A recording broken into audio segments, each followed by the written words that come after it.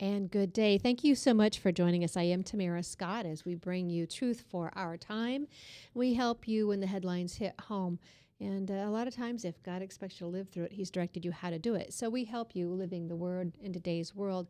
And today we've got a busy, busy show for you at the 10 o'clock hour. And as you know, this will then, some of the show will then air on American Family Radio. So if you have friends across the nation who you want to hear the show, they can always go to YouTube and watch the Tamara Scott Live archives. They're there for people.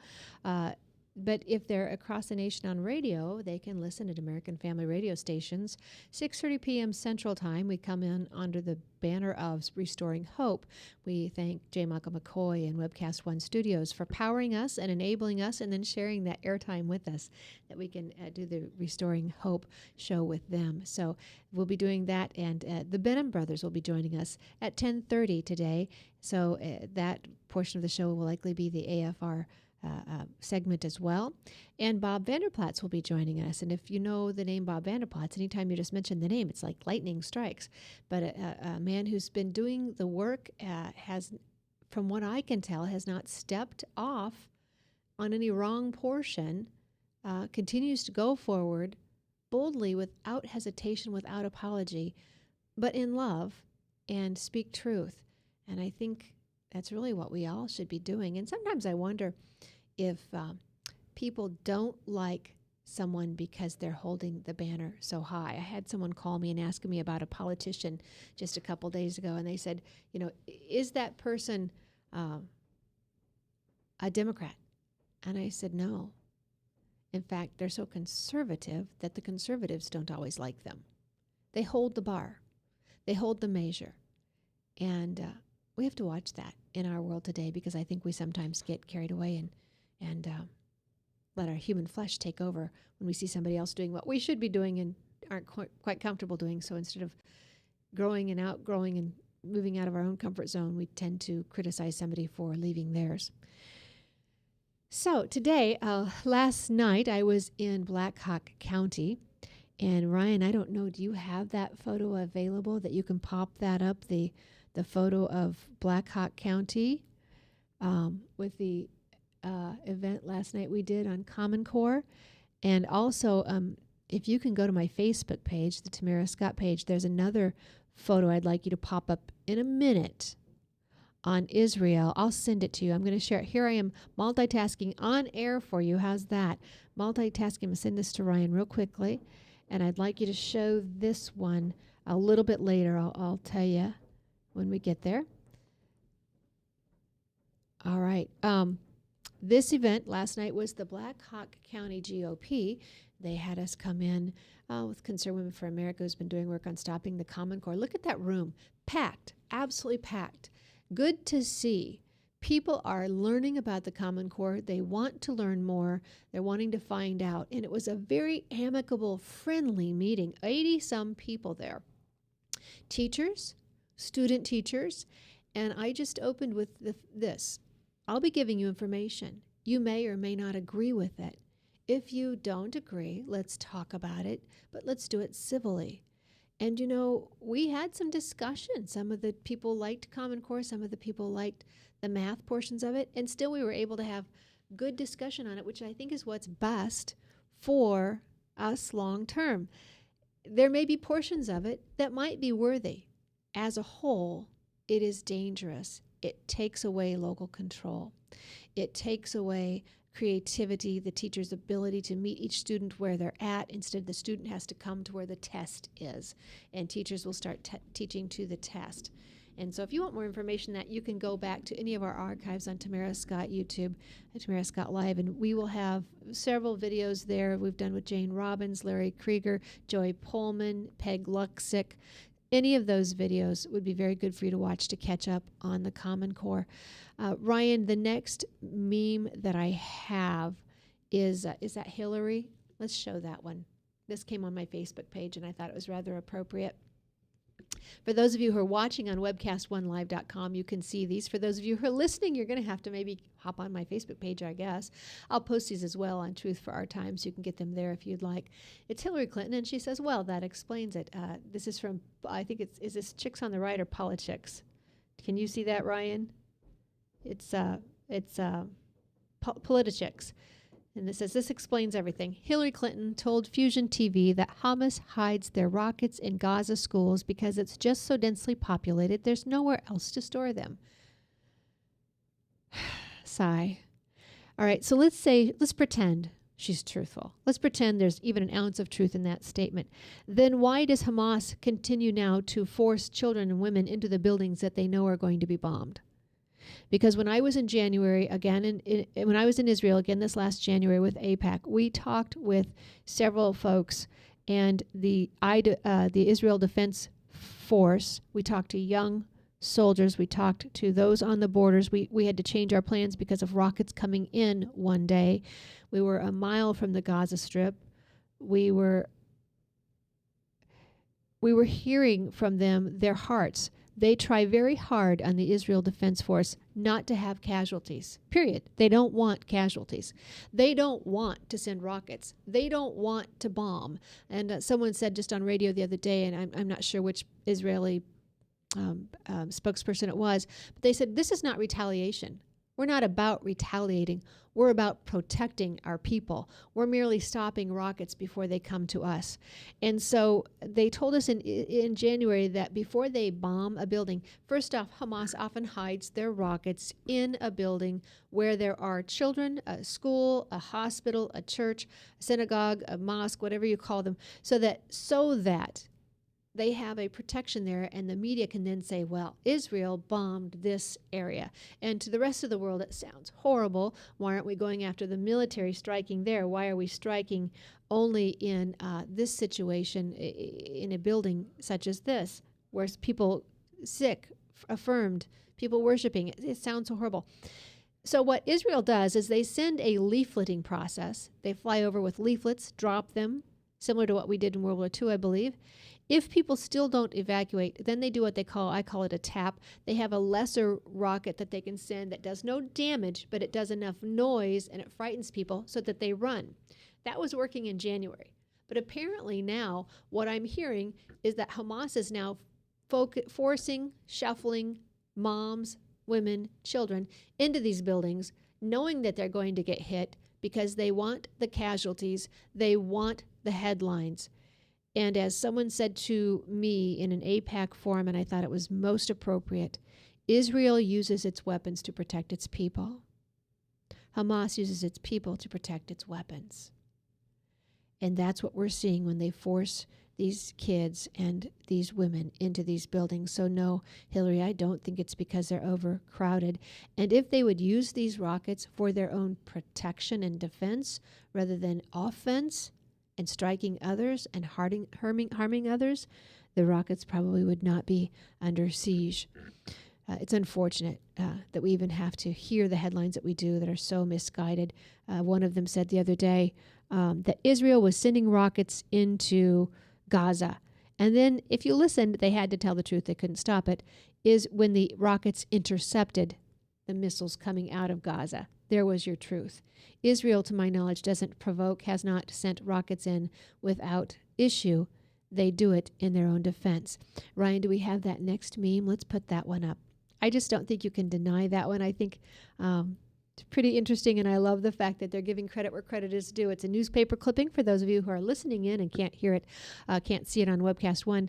Their God changes the path of our rockets in mid-air, said a terrorist. This is out of the World News. I think it's the Jewish Telegraph, July, I can't tell the date, 2014. I think it's July 19. Their God changes the path of our rockets in midair, said a terrorist. How great is that? When those who are against your God have to admit the power he has. Phenomenal. I just thought that one was worth sharing, and I thought it was positive and wanted to make sure you knew about that. So joining me, as I told you, is Bob Vander Plaats, and I think we have him on the phone line now. Bob is the president of the Family Leader, which is a advocacy group. I guess I'll let him tell you what they do. He can do it better than I. Bob Vander Plaats, thank you for joining me today. Hey, Tamara, it's good to be with you, and thrilled to be part of the Family Leader, where our goal is to strengthen families. And we do it through working with the church, we work with the family, and we work with government.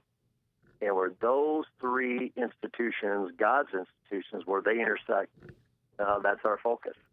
Go ahead. And you do it through the government, I know, but I think I've heard you and others say, and we know on this show, help restoration for this country won't come through the government. The government is necessary, but the help and the restoration will come through the heart and the home. Oh, without question. And that's why we put a huge focus on spiritual revival. Because until we set our hearts as God's people back to Him, His principles, His precepts, and we sincerely live out 2 Chronicles 7:14 by praying and humbling ourselves and seeking His face and turning from our sinful ways, that's where I think real restoration, where real revival takes place, and where we can be that light inside of a dark world. And I wasn't even thinking about the book, but you recently wrote a book called If 7:14. Just give us a quick update on that, if you will. Well, God's greatly blessed If 7:14, and If 7:14, it's a book that I wrote. You can go get it at if714.com. But it is not a theological dissertation. It's more of a practical inspiration for application. It's one of those verses, Tamara, that you and I have heard many times, and we hear recited. And a lot of people say, "Well, God will heal America if we just do this." This is, it's time to start living out this verse and understand that revival begins with me. It begins with Tamara, our marriages, our families, and hopefully the ripple effect will be to a country and to a world. And you're right. The verse itself has been overused, and I would say underutilized. And it's time that we start utilizing it to its fullest. And when we do, I think we'll see the blessings of God in His fullest. And you recently, with your work, there was a day of prayer, and the governor had a proclamation that Jenny Caligiuri, who heads up the prayer group that Chuck Hurley, who is also with the Family Leaders, started years ago at the state capitol. Jenny has now taken that leadership from Chuck with his blessing and has an active group, and she had the governor sign a proclamation, and you were part of that. Several were participating at the State House 7:14 on July 14th. There was a day of prayer. The purpose of that, Bob? Well, the whole purpose was, when we pray, when we fast, when we repent, I believe now God has us at a position where He can use us. And the whole prayer is, that we would be found right with God, our heart would be right with Him, and that He would have good reason to bless us, not only as individually and families, as churches, but as a culture. But that's why we also need to live out Matthew 6:33, where we are in full pursuit of His kingdom and His righteousness. Then all these things will be added unto you. Matthew 6:33 is kind of the New Testament version of 2 Chronicles 7:14. If someone wanted to find the book, If 7:14, is there a website? Yeah, there's a website. Go to if714.com, if714.com. You can get the book there. You also can sign up for our prayer initiative, where we encourage people to pray at 7:14 in the morning, 7:14 in the evening. Set your smartphone or your phone alarm for that, to be prompted at least to pray for revival and make it an inside-out proposition. Is there an app with that 7:14 program? There's not an app, but they can sign up for a text message alert, where they can get a text message at 7:13 in the morning and 7:13 in the evening, which accompanies usually a verse, a piece of scripture, or some quote from a person focused on revival. But I found those really good prayer focuses. And one of the things you have coming up, because you do believe in changing hearts and homes and working with leaders in the government, is the Family Leadership Summit. The Family Leadership Summit is August 9th, CY Stevens Auditorium in Ames, 10 a.m. to 6:30 p.m. Is that the time, or has something changed since I've seen this? Well, what we do know is that the doors are going to open at 9 o'clock in the morning. The event will actually start at 10 a.m., and we're hoping to get done somewhere around that 6 o'clock, 6:30 time frame. And as you well know, Tamara, we run the schedule pretty tight. We dot our I's, we cross our T's, so that we honor people's time and make sure that they have a great day while they're there. Absolutely. I've met or interviewed several of the people I see coming. Let's just roll through some of the guests who are going to be there who folks might be able to hear. And so Iowans obviously can hit the ISU campus, but I think you'll have people coming in across state lines for this as well. Who are some of those speakers? Well, I think it's really providential that some of these speakers have agreed to come because there's so many current issues as you talk about on your radio program. But we have Joel Rosenberg, who's a New York Times best-selling author. He's been an advisor to Benjamin Netanyahu. Many view him as an expert on Israel. With everything going on in Israel, I think a lot of our audience is going to want to hear what Joel Rosenberg has to say about what's going on in the nation of Israel today. So Rosenberg's going to be there. Alveda King, who I know you know real well, the niece of Dr. Martin Luther King Jr. will be there. And the way I tell people, I think with Alveda, she's kind of reached her Popeye moment. That's all I can stand. I can stand it no more. The civil rights issue has been hijacked. And so she's speaking out, and we're thrilled to have her being in Ames with us.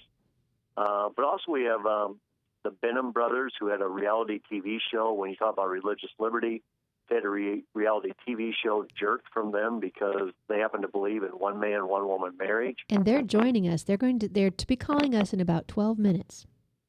Great. And then Pastor Rafael Cruz, the dad of Senator Ted Cruz, but his story about being a Cuban refugee here and now being a pastor here, and his goal is for the church to wake up and be the church and to be biblical, to be culturally relevant. But he really challenges pastors and all of us who call ourselves the church to be involved and engaged in a culture that is completely losing its way. So those speakers are going to spend a lot of time on the biblical worldview, the Constitution. But then we have the potential 2016 candidates. Rick Perry, with all the issues going down on the border at the state of Texas right now, he'll be speaking. Governor Bobby Jindal and his efforts to reject the Common Core infestation into his state in Louisiana. That's exciting. Governor Mike Huckabee, you were with him for the National Marriage Rally on saying, get the courts out of making law and executing law.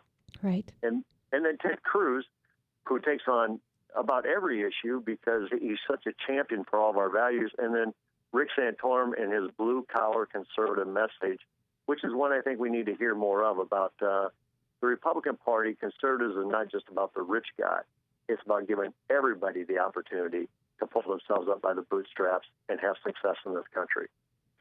And I think there's one more, Tim Scott, who I have met, and I think you will love hearing him speak. Yeah, Senator Tim Scott out of South Carolina, I've heard a lot of people say that he may steal the show. Yes, he might. And the other one is Ken Cuccinelli, Attorney General out of Virginia, who ran for governor, who came really close, and I think would have won had the establishment, stayed with him and backed him. They didn't think he could win because he was too conservative. The fact is he could have won with their help, so we're thrilled to have him as well. We see that often, Bob. We see where we're told so-and-so can't win. They're not electable. They can't win. And then they end up coming very, very close to the opponent, whether it's in a primary or whether it's the general. And we think, gosh, imagine if they would have put some of those resources behind him. What would have happened? When these candidates can take off and gain what they do on their own with no help, imagine. Instead of sitting back and saying they're unelectable, which electability is our responsibility. It's not the candidates, it's ours. You're right. And the question shouldn't be about, who can win. The question should be, how are they going to lead when they win? Exactly. Because we've been electing too many people that maybe they can win, but when they get there, they're wearing our jersey, but they're scoring points for the other team. We need to get people who will win, but then who will really lead on the way the founders founded this country, on Christian principles, Christian beliefs, the law of nature's God, and everybody will benefit. Everybody wins when that happens. I couldn't agree more. And we're coming into election cycle, and I want to ask you, so what should the voter be asking when they go to these, coffees and these events where they see these candidates? Now is the time to put their feet to the fire. Now is the time to ask what they'll do if elected. Now they're trying to get your vote. So it's your time to have input.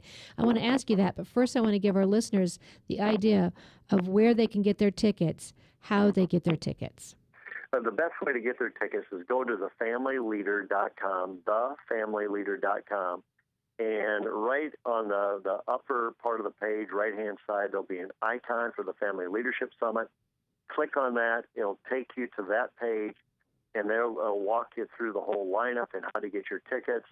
But thefamilyleader.com, and you can get your tickets there. If somebody doesn't have email, which they must have if they're listening to us on this online program, but if they hear this on the portion of the AFR Family Radio segment of the show, do you have a phone number they can call? Yeah, they can call 515-263-3495. That's 515-263-3495. And extension 13, Kristen, will make sure she gets you set up for the tickets. And the big thing for your audience, too, Tamara, not everybody will be able to come. Now, we encourage them to be there, to take us Saturdays, the first Saturday, the infamous state fair here in the state of Iowa. But if they can't be there, bathe this thing in prayer. Be praying for the speakers. Be praying for the attendees. We have so much media that's going to be covering this event. Pray for the media that they give it accurate and authentic coverage. But there's a lot of ways to be engaged, whether it's the 2014 elections, whether it be your local church, whether it be your own leadership in your own family. But be engaged by praying for this event as well. Absolutely. Okay, Bob, now I want you to ask that question. We only have maybe 4 or 5 minutes left, but I know you can do it.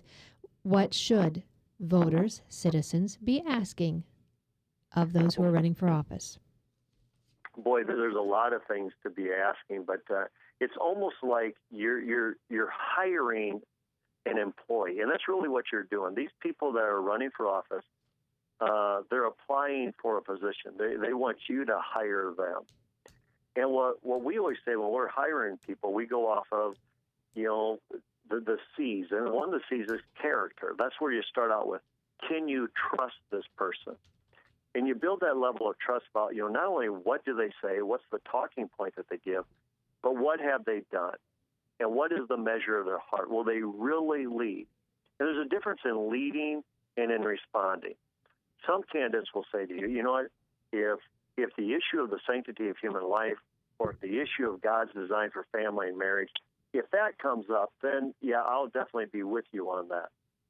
Well, that might be good that you're with us on that if it comes up, but we want you to make it come up. We want you to lead. What are you going to do in your leadership role to make the sanctity of human life come up, where we honor life from conception to natural death? What are you going to do to lead on God's design for the family with one man, one woman marriage? What are you going to do to lead on limited government? So I would ask more process questions, because then you understand, is that person really ready for the job? We don't need them just, taking a seat with a cute R behind their name. We need them to lead once they get there on limited government, on our relationship with the nation of Israel and in the Middle East. We need them to lead on marriage and family and putting, less taxes so that we can actually put food on our tables with the family. So I'd ask them more process questions and get them off of their talking point. Very good.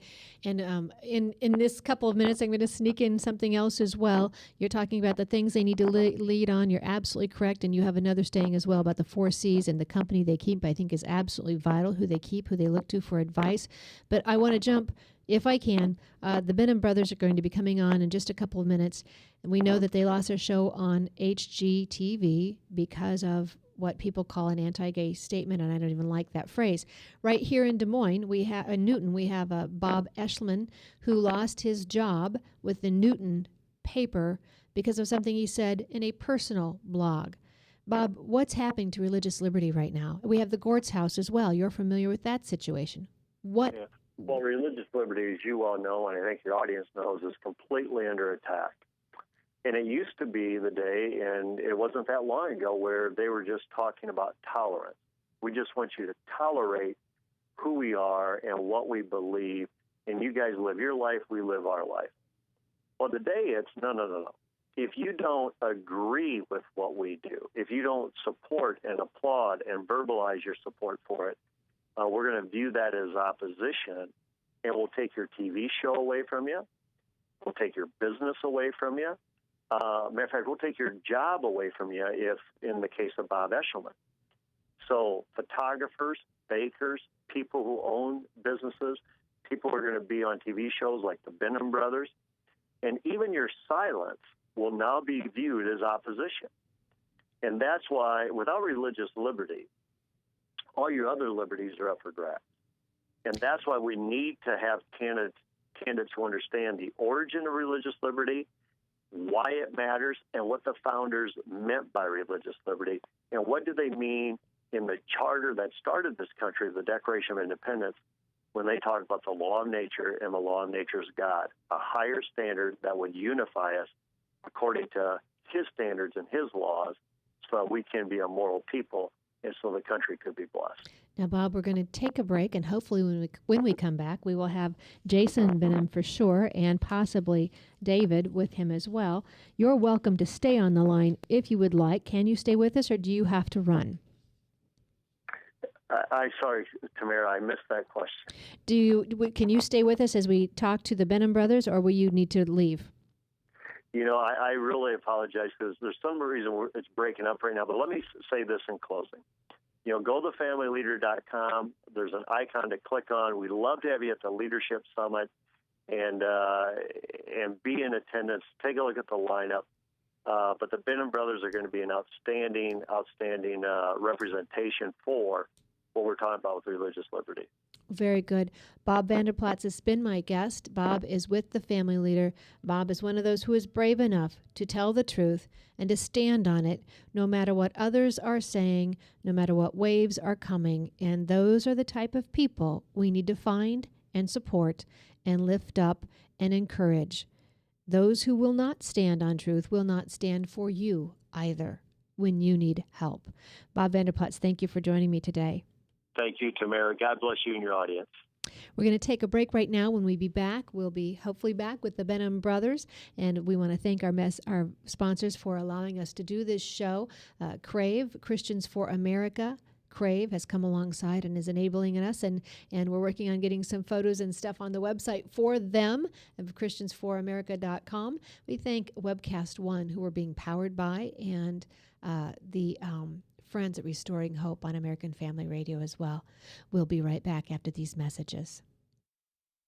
Get away from us, you mean old credit card. We don't have any more money. We're in trouble now. Save us! Help! Somebody save us! Somebody help! Help! Save us!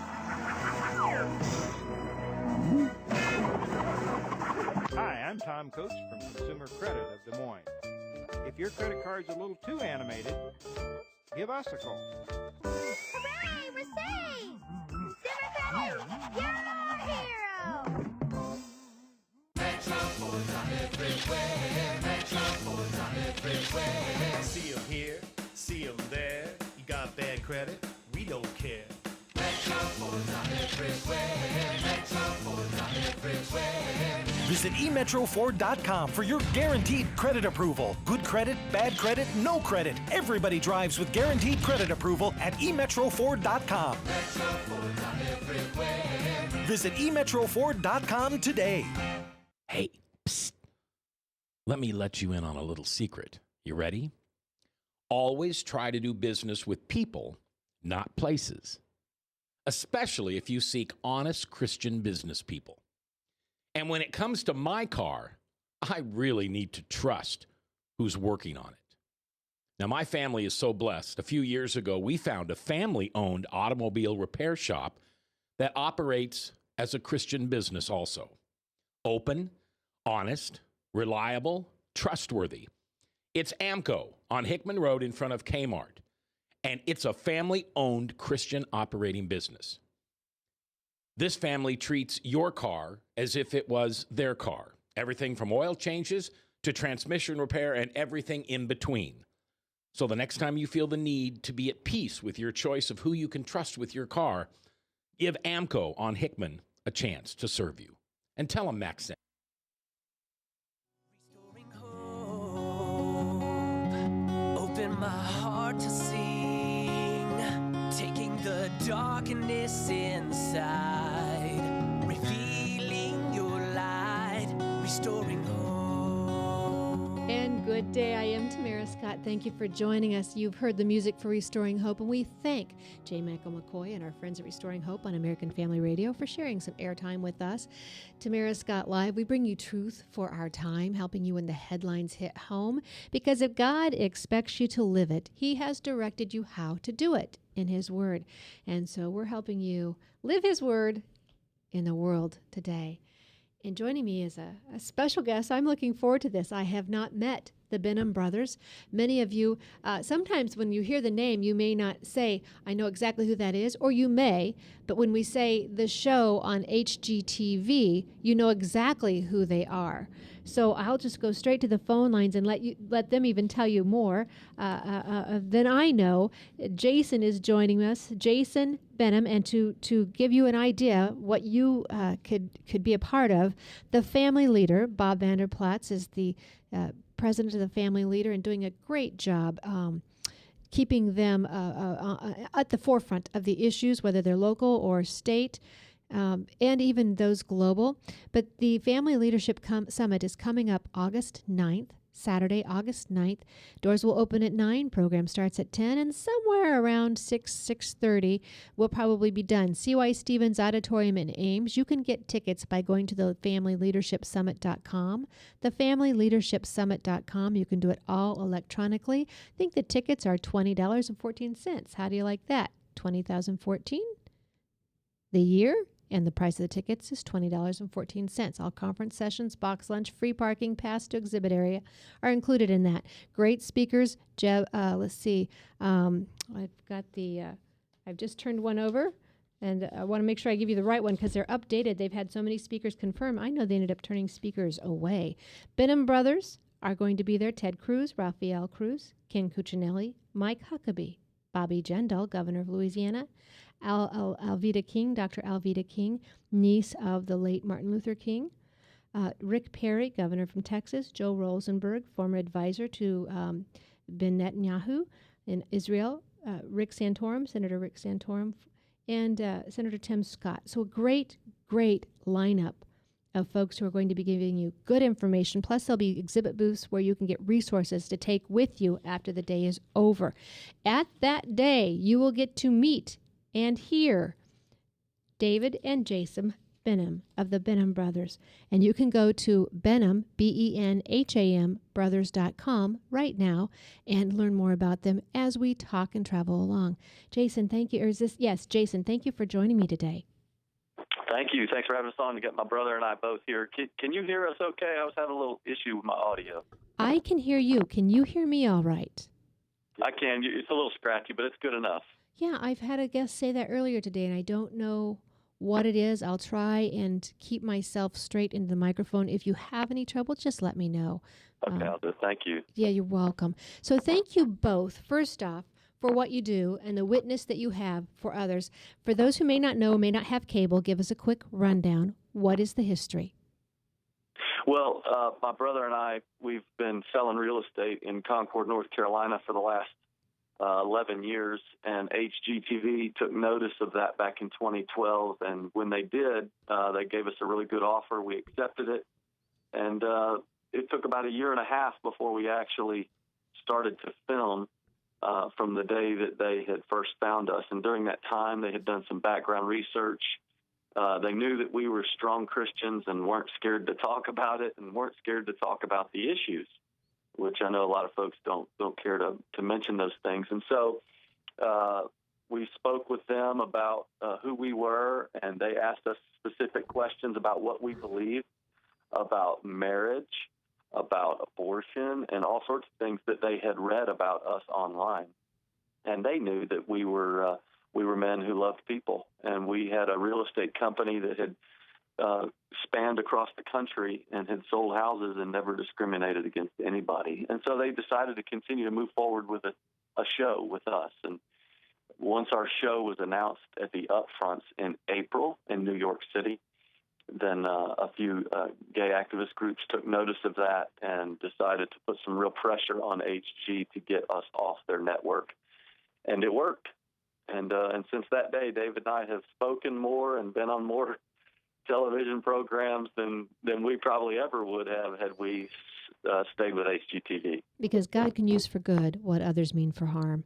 That's exactly right. And so it doesn't sound like they interviewed you. It sounds like they interrogated you. I don't think most employers could ask the questions that they ask you. Yeah, it was interesting that the Right Wing Watch, after Jason and I led a prayer service in 2012, the night before the Democratic National Convention opened in our city, they created an article that basically stated some of our views. And it was no problem to us. We had no issue with that. We thought it was actually a decent little article.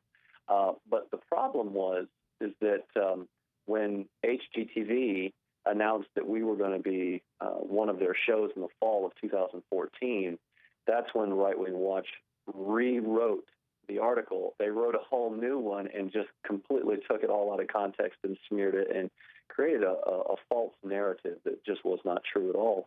So that's when HGTV crumbled, and they had asked us all of the hard questions up front, but we knew this is just a typical political correct environment in which we live today. It's unfortunate, but it's the harsh reality that we live in this PC environment. We knew that these type of questions would come to us. And it wasn't to say we're asking us questions specific, like, what do you believe about abortion? It was that we had already made statements that were confirmed online, and they wanted to know how we really felt about that. So that's the background of that. And so was your show on, or did it never make it on HGTV? We had signed a 6 one-hour episode guaranteed straight-to-TV series that we were halfway done with filming when they pulled the plug, so we never made it to TV. And did I read something else about, was it Bank of America? It was SunTrust Bank. SunTrust Bank? And, yeah, and they've since made it right, but what happened was when David and I got blasted in the media for being anti-everything, it scared a few of our clients, and my brother and I sell bank foreclosed homes on behalf of these banks, and so there were a few clients that we had that got a little nervous, and SunTrust in particular severed ties with us, but of course that only lasted about 6 hours before they quickly re-engaged with us. Thank God they did what was right. So they corrected it, much like we saw the Cracker Barrel when they came out and dumped all of the Robertson Duck Dynasty items from their gift stores in response to their being discriminated against on A&E. That turned out good for them, in the fact that A&E took them back. I was kind of hoping they wouldn't go back and that they would start their own or go to another one and even grow more and make A&E sorry, but they went back to A&E. So the right thing was done as far as the truth, them standing up for truth. You're saying SunTrust corrected it.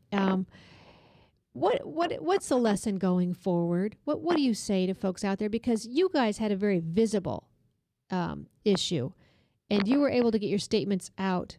But for a lot of people who go to work, they are not equipped. They don't have the ability to get the truth out. Right Wing Watch, I've made their hit list. I didn't have the ability to have a response, maybe like you guys did. What would you say to everyone out there?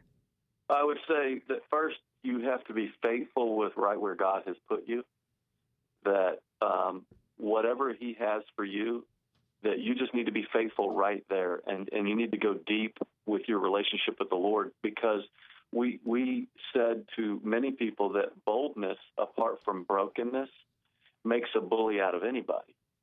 So you can't walk around wanting to whack people in the face with the truth of the Scripture if you don't truly love people.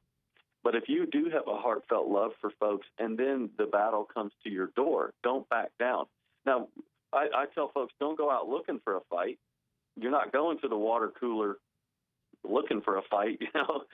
But when the fight comes to your door, you don't back down. You stand up and you just be faithful right there. So that's what we would say to folks. I have to say, as a parent, thank you to your parents. Obviously, you were raised with some pretty strong principles. How many kids were in your family? There were 5 of us. How did your parents help you learn to stand strong like you have? You know, with parents, my dad always believed that things are better caught than taught. He taught us a lot of things, but what we caught from his life and from my mom's life, those are the things that stuck. And every single day we woke up, we always caught our dad either kneeling down beside our dirty brown ottoman in our living room or sitting down on an ugly green stool reading his Bible. So he was doing one of those 2 things, and it put an appetite in my brother and I to do the same thing. And our dad was pretty outspoken, and he had been put in jail on several occasions for doing what he felt was right. So we saw a life model that theology had become biography in him. And so God just gave us an opportunity to do the same. I have to take a time out there. Are you saying your dad was in jail? He was on several occasions. All you have to do is Google Flip Benham. He's now retired, but he was the national director of Operation Save America. And on one particular occasion, there was it a Supreme Court ruling, David, where you couldn't pray in a public park, or there was some ruling where you couldn't pray in a public park. So he basically calls a press conference and kneels down at a park bench in a public park, and he got carted off to jail. Wow, that's terrific. Absolutely terrific. What courage he had. You're right. You did grow up with a great example. Most of us don't have that example. And I can already hear some of the chatter in the pews saying, well, we have laws and you have to obey the laws. We shouldn't be going against the laws of this country. That's not right. What would you respond to that? Acts 5:29. Let me hand the phone to my brother. He's going to pull it out of my hand. I'm so sorry, Acts. We must obey God rather than man. And when the laws of the land contradict the laws of God, then we don't obey those laws. Now, we do have the freedom of speech in America. People say we don't have freedom of speech. No, we do. We just have to count the cost now like we never have before. And so it's very important that if we as a nation were founded upon Judeo-Christian principles, and we were founded upon the principles that were found in the Bible, and now we want to remove those, it's important that we speak to that. And unfortunately, that's not going to be very popular, at least with many leaders in our nation today. So we don't have to worry about whether something is considered legal or not legal in America, as long as we are following exactly what God has called us to follow. And of course, that's always going to be in keeping with the government and doing what they say we're supposed to do until they contradict God's laws. I'm going to probably butcher this up good. I think it was Winston Churchill that said this, and he was eloquent in his own, but I've kind of paraphrased it, and I'll probably mix up my own paraphrase here. But the statement was similar to this. If you refuse to fight when you have the chance of winning, you will likely end up fighting with no chance of success because the alternative and death will be no less than the life you have left. That's good. I think that's where we're coming.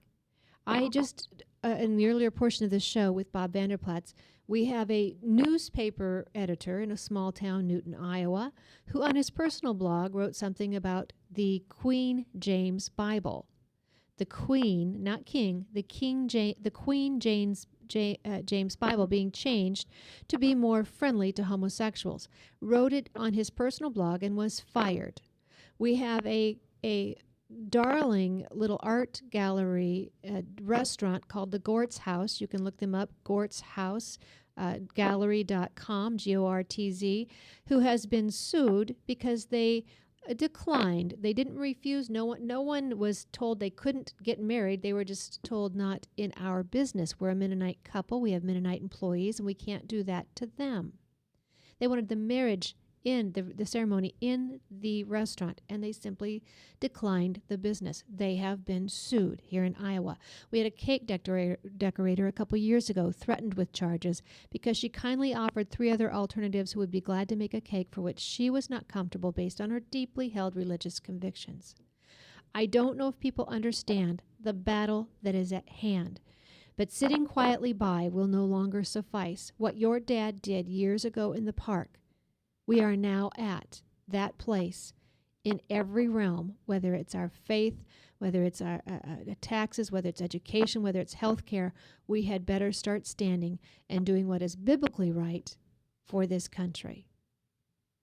That is exactly right. We see a parallel kingdom that's a struggle between good and evil, truth and lies, light and darkness. And this parallel kingdom, run by Satan, seeks to rob, kill, and destroy, and he starts with the truth. Because we know, according to the Scriptures, the knowledge of the truth is what sets us free. And so you have to silence the truth, no matter where it is. And that parallel kingdom will always seek dominion in every sphere of culture, in the marketplace, in media, in entertainment, in government, in higher education. And we see this. And so that's why there's a stronghold in America right now, this agenda to silence. If you speak in any sphere of culture against this stronghold or against this agenda, it will beat you into submission. And this is a battle. It's not going to be for the weak and for those that think that the Christian life is all about cotton candy, sunshine, and rainbows. We are the church, and we have to fight a spiritual battle. We don't fight in the flesh according to the ways of the world. We fight in the Spirit. So it's very important that we stay in the Word, we stay grounded in the Word, we stay grounded in prayer, that we love God and love our neighbors, that we're rightly related to God in our vertical relationship, which makes us rightly related to others in our horizontal relationships. And when we see evil taking place in those horizontal relationships or in the spheres of culture, we have to stand and lay our lives down. That's what the Bible says, greater love has no man than this, than he lay down his life for his friend. The thing is, why would you have to lay down your life? Because evil exists and seeks to rob, kill, and destroy. So we as Christians have to stand up and fight this battle. And the battle we hear most often, the one you saw that came after you with full force, Bill Maher, not to be noted as a Christian. I've never heard him describe himself that way. In fact, I've heard him say things very derogatory towards Christians. But he did admit, if you speak out against the gay agenda, there is a gay mafia that will whack you. Did you see the Bill Maher comments on my brother and I on HBO? I didn't. You should go Google that. It's really interesting. Although he stood up for our rights to speak, he said that we believed in the same dumb book that many Americans believe in, that we were these nitwits with these antiquated views. But at the same time, he said, you know what? Give them their show. Let them at least have a show and let everybody make their own decision. So it's very interesting. We enjoyed watching that interview. As a matter of fact, we weren't interviewed. It was just a quote that he did on us, but we sent him a personal thank you letter for letting us know his opinions. I think people's eyes might be wide opened. I think through what you've done, your witness, the way you've handled yourselves since, you didn't back down. Too often Christians back down. They compromise. You didn't compromise in any fashion, but you continue to walk in love. And as you've said, God has probably put you on more TV, given you more openings, given you more publicity than you would have had before. I wouldn't have heard of you before. I don't have cable. I've heard of you now. Well, as Christians, we have to have an eternal perspective. This world is not our home. And as we understand the struggle between good and evil, and that God uses us as Christians to be the salt and the light. The reason why we have to be salt and light is because evil does exist in this world, and evil wants people, evil wants nations. And so we have to understand that because we are in this world and our future home is in heaven, our eternal perspective leads us to say every day, whatever the cost. Lord Jesus, I will stand for you, whatever the cost. And we sometimes, if we're a pastor of a big church, it's too much. It's not worth the cost for us to lose our congregation. Or maybe if we've got a big book deal or a huge Twitter following, or maybe we want status in business or status on television, then we're not willing to say what God would say, especially when evil comes in and wants to redefine marriage or say that babies are not really human beings in a mother's womb. It's just not worth it. We're not willing to pay the cost. So we have to say to ourselves, whatever the cost, we'll do what's right. And Tony Dungy, coach, loved coach, is now has faced some criticisms because he made a comment. Just simply said the publicity that would have taken place from bringing on a specific player, he doesn't know if it would have been worth it for him. Give us some clues for those of us who. How do you respond? What should we say? The homosexuality issue. God has spoken clearly on it. Give our listeners some talking points, if you can. Okay. Well, first of all, we have to understand in Matthew chapter 5, verse 11, the Lord Jesus himself out of his own mouth said, "Blessed are you when people falsely accuse you and persecute you because of my name." Okay, so that's really important. So Tony Dungy, blessed is he. Blessed is David and Jason Benham when people falsely say all kinds of things against us. But what we have to understand is that Jesus loves all people, but he does not love all ideas. There's talking point number one. Jesus loves all people, but he does not love all ideas. So I can disagree with ideas and still love the person. But now what the narrative that's been created is if you disagree with someone's ideas, then you hate them. And, well, that's the most hateful thing that we could do. If my son throws food across the table and I say, "Bailey, stop throwing food," and he says, "I'm sorry, Dad, I'm just a food thrower." It's like, no, you're not. Your behavior was not you. It didn't define you. So it's very important that we speak to the fact that homosexuality is a sin that can only be redeemed by God when we repent. But the idea of a homosexual agenda that seeks to capture the nation and capture children's curriculum and capture television and entertainment, I mean, you name it, and laws, that is an idea that is evil and wrong and needs to be dealt with. So there's a difference between the person and the idea. Also, another point, boldness without brokenness makes a bully on both sides. I think Jason already mentioned I love that. that we can be bold, and we should be bold, but we need to be broken over our own sin first. We can't just sit there and point the finger at somebody when we are judgmental and hypocritical in our own lives, which very much of the church is this way. But then another talking point is that truth is a person. It's not an it, it's a person. His name is Jesus. Love is a person. It's not an it. His name is Jesus. Truth and love is a person, is a man. His name is Jesus Christ. So when we are living our lives for Jesus, we will speak the truth in love. People say, well, you got to make sure when you speak the truth, you do it in love. Well, absolutely. If I've got Jesus in my life and I'm fully following him, then I will speak the truth in love. And sometimes love doesn't look as much like love as what our political correct ideologies want to say. If my daughter, who's wearing pigtails and is 3 years old, is walking toward the street, and I can't get her to stop walking toward the street, and I see a car coming, even if I have to grab a pigtail, I'm going to save her life. I'm going to save her life. So unfortunately, we and here's another point. Perception is not reality. Reality is reality. Don't be afraid of what the perception will be if you stand up for what is truth. You see, perception is created by propaganda in America today, unfortunately. A lot of the propaganda that gets pushed out, that if you stand for traditional Christian values, you are a hate-filled, homophobic, neo-Nazi type. I mean, it's just terrible. That's propaganda. And propaganda is what's creating perception of people. And because we don't want bad perception, then we remain silent. And so Jason and I say, well, hold on. Perception is not reality. Reality is reality. If you love Jesus and you are called according to his name, then you know that all these things will work together for good when you stand up for what is right. So those are some of my talking points that we have been. Thank you. Thank you both for taking time out today. I know you're busy. Thank you to Susie for helping me get this arranged with you. If folks want to contact you, what's a number or an email or a website? Oh, let me give you a website, and they can contact us right directly through the website. That's BenhamBrothers.com, BenHam Brothers.com, and they'll see videos, they'll see blog posts, they'll see all kinds of.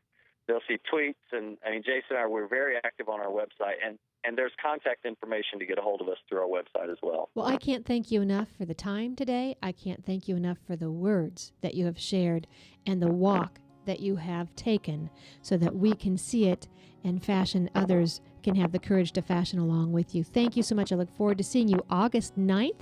The Benham brothers, David and Jason Benham, BenhamBrothers.com. They'll be at the Family Leadership Summit August 9th, Ames, Iowa. C.Y. Stevens. Go to the FamilyLeadershipSummit.com and find out how you can get your tickets to be there that day. I'll look forward to seeing all of you there as well. Great points from them. Excellent challenges for each of us, because we make a difference, and how we live each day is how others will be impacted by us. That will be the greatest change, not out of Washington, out of each of us, out of our hearts and our homes. Be encouraged and never be complacent.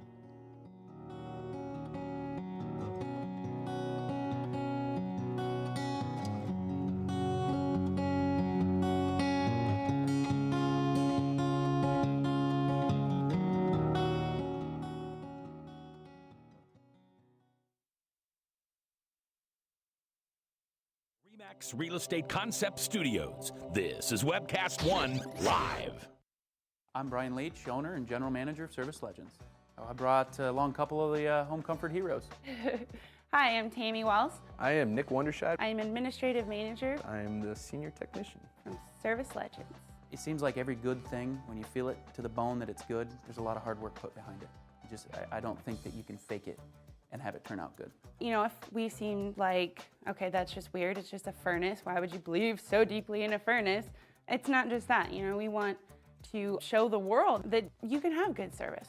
Yeah, I mean, it's your home. You know, it's built into our daily trainings, it's built into our culture, that we're gonna do whatever it takes to have each client say they love us, period. That's why we spend all the hours in the training that we do. And if we guarantee it's gonna be a good experience for you, or else it's free, what type of work do you think we're gonna do? There is a guarantee. Temperature selection guarantee, fixed right or it's free guarantee, comfort guarantee, best value guarantee. All of these guarantees hold us accountable to ensuring that we exceed your expectations. And if for whatever reason we'd fail and we can't make it right, we guarantee all of those guarantees with a 100% money back guarantee. I mean, if you don't think that your technician can fix it right, are you gonna say that to a client? No. You don't have to worry about having a technician come to your house. We drug test, background check all of our team members. We put safe people in your home. Each and every one of our service techs, 400 hours a year in training. You tell it the minute they walk in the door. They know what they're doing, they've done their homework, and they actually truly care about what you want. Because at the end of the day, you're the person that makes sure I have a job. They're gonna be listening. They're gonna wanna know what your challenges are. Then they're gonna come and give you options, and you get to choose. If I'm there to help and I make it easy and painless, I did my job right that day.